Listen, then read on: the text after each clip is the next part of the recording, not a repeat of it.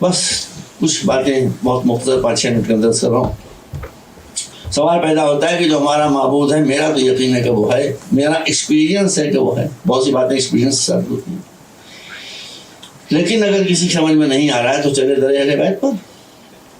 رسول اللہ ہم کو بے وارث تو چھوڑ نہیں گئے. ایک گئے ہیں 12 کو چھوڑ گئے، خود اکیلے تشریف لے گئے 12 کو چھوڑ گئے. تو ایک شخص جو ایتھیسٹ تھا، لامذہب تھا، وہ امام جعفر صادق کے پاس آیا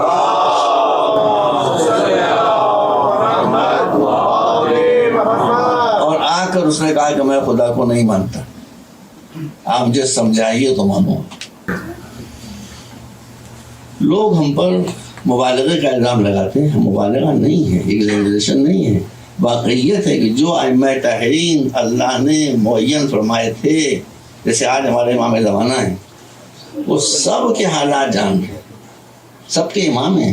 ان کو معلوم ہے کس پر کیا گزر رہی ہے، کیا اچھائی ہے، کیا برائی ہے، کیا پرابلمس ہیں، کون مسئلے ہیں، سب ان کو معلوم ہے. یہ اسی حدیث سے ثابت ہوتا ہے. اس نے کہا میں خدا کو نہیں مانتا. مولانا نے کہا نو پرابلم، بیٹھو ہمارے پاس، بیٹھو ہم تم کو بتاتے ہیں. بیٹھ گیا ہوں. کہا کہ اس پر آرگومنٹ تو بعد میں ہوگا کہ اللہ ہے کہ نہیں ہے، پہلے میرے کچھ کوئسچنس ہیں، اس کا آنسر دو. کہا بتائیے کیا کوئسچن ہے. کہا پہلا کوئسچن یہ ہے کہ کیا کبھی تم نے سمندر کا سفر کیا ہے؟ تو اس نے کہا ہاں کیا ہے، سمندر کا سفر کیا ہے. کہا کہ کیا کبھی ایسا ہوا ہے کہ تم سمندر میں شپ پر بیٹھے ہوئے جا رہے ہو اور طوفان آ گیا ہو؟ کہا یہ بھی ہوا تھا، طوفان بھی آیا. کیا کہا کہ ایسا تو نہیں ہوا کہ کیپٹن نے یہ اعلان کر دیا ہو کہ جہاز اب ہمارے قابو سے باہر ہو گیا، آپ دعائیں کریں، ہمارے ہاتھ پاؤں ختم ہو گئے، ہم جہاز کو نہیں بچا سکتے؟ کہا یہ بھی ہوا. کہا کیا اس نے اعلان کر دیا تھا کہ آپ لوگوں کی جان اب نہیں بچے گی؟ کہا اس نے اعلان کیا تھا کہ ڈوب جائے گا جہاز، کوئی ایک کی بھی جان نہیں بچے گی. کہا اب تم بتاؤ کہ جب یہ حال تمہارا تھا کہ کیپٹن خود کہہ چکا کہ ڈوبنے سے ہم جہاز کو نہیں بچا سکتے ہیں اور آپ میں سے کسی کی بھی خیر نہیں ہے، یہ بتاؤ کہ اس وقت تمہارے دل کے ایک دور ترین کارنر سے یہ آواز تو نہیں آ رہی تھی کہ میں چاہوں تو اب بھی بچا سکتا ہوں؟ اس نے کہا ہاں یہ آواز آ رہی تھی. کہا وہ جو آواز آ رہی تھی وہی خدا تھا. اس میں سوچنے کی بات یہ ہے، ایک آدمی اس پر نہ معلوم کب اسے سمندری سفر کیا تھا، کب سفینہ اس کا طوفان میں پھنسا تھا، کب مایوسی چھا گئی تھی، کب کیپٹن نے اعلان کیا تھا. اس نے یہ سوچا ہوگا کہ ان کو کیسے یہ سب معلوم ہو. مولا نے اپنی شخصیت کو ابھارنے کے لیے بات نہیں کہی تھی، یہ دکھانے کے لیے کہی تھی کہ وہ اگر نہ ہوتا تو مجھے معلوم کیسے ہوتا. اس نے بتایا سلام پر محمد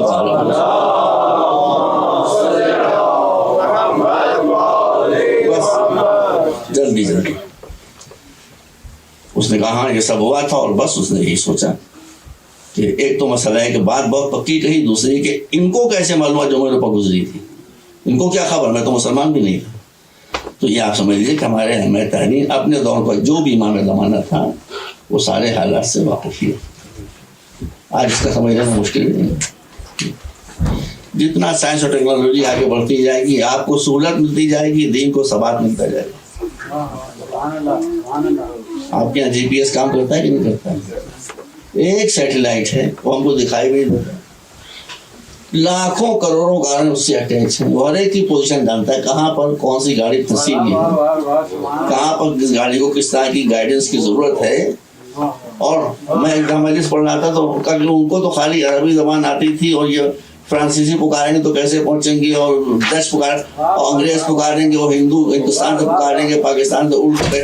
تو میں نے یہی مثال دی تھی کہ جی پی ایس سیٹلائٹ جو ہے ہر آدمی اپنی زبان بولتا ہے، مگر اس کا سیٹ ایسا ہے کہ فارسی والوں کو گائیڈنس فارسی میں کرتا ہے، انگریزی والوں کو انگریزی میں کرتا ہے، فرینچ والوں کو فرینچ میں کرتا ہے. جو زبان جو گاڑی چلا رہا ہے اس کی جو زبان ہے فیٹ کی ہوئی، اسی میں اس کو گائیڈ کرتا رہتا ہے. تو جب انسان کے بنائے ہوئے رہنما ایسے ہو سکتے ہیں تو اللہ جس کو رہنما بنا جائے اس کی منزل کیا ہو. صلوات محمد وعلی محمد.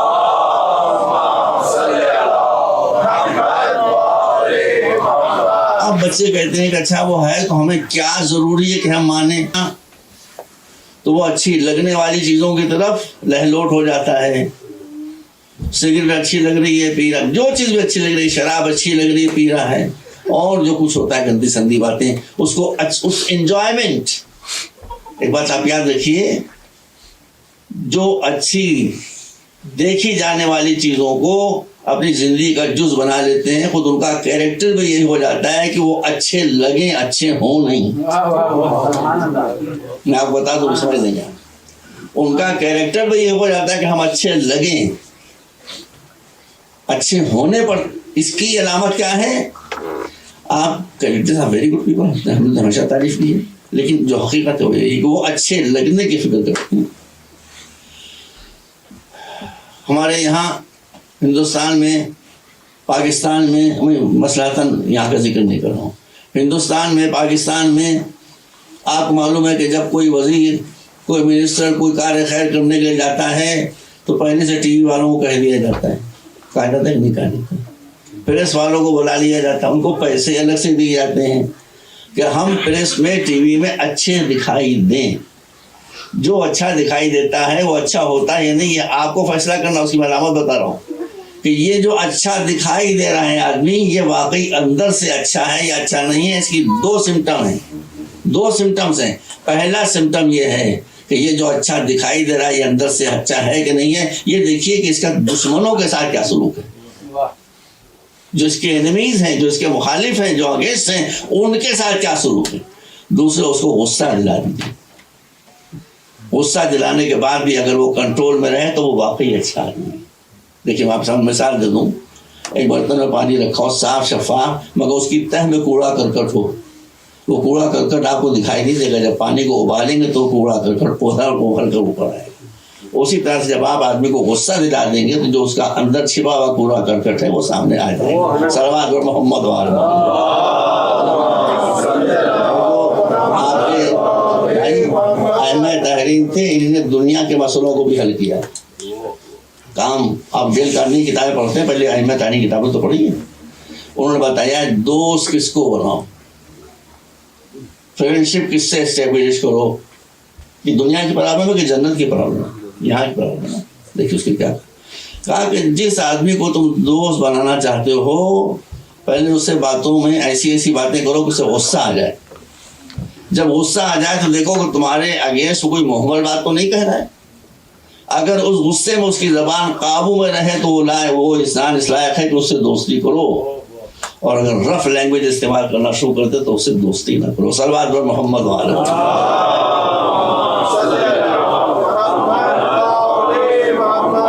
ایک مرتبہ اور صلوات دے دیں.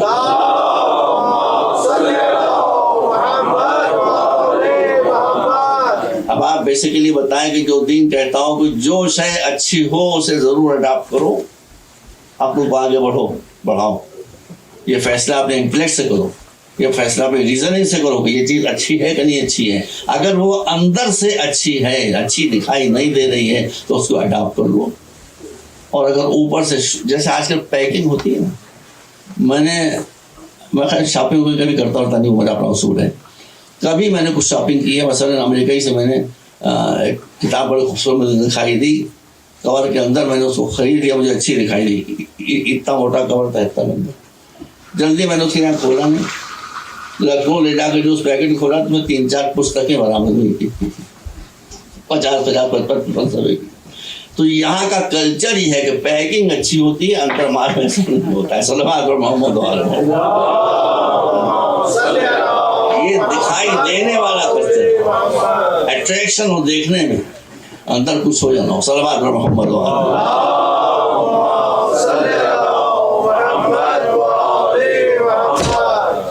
ایک بات اور یاد رکھیے, جو اللہ کو واقعی مانتا ہے, بہانہ نہیں, جانتا ہے کہ وہ سب دیکھ رہا ہے, اس کے قدم گناہ کی طرف نہیں. دیکھیے مثال میں دے دوں, آپ ہی کے پاکستان کی مثال ہے. بیگم ولی خان تشریف لے گئے انگلینڈ, یاد ہے کتنی بدنامی ہوئی تھی, آپ کو کسے معلوم, کچھ شیئر تو نہیں ملا تھا.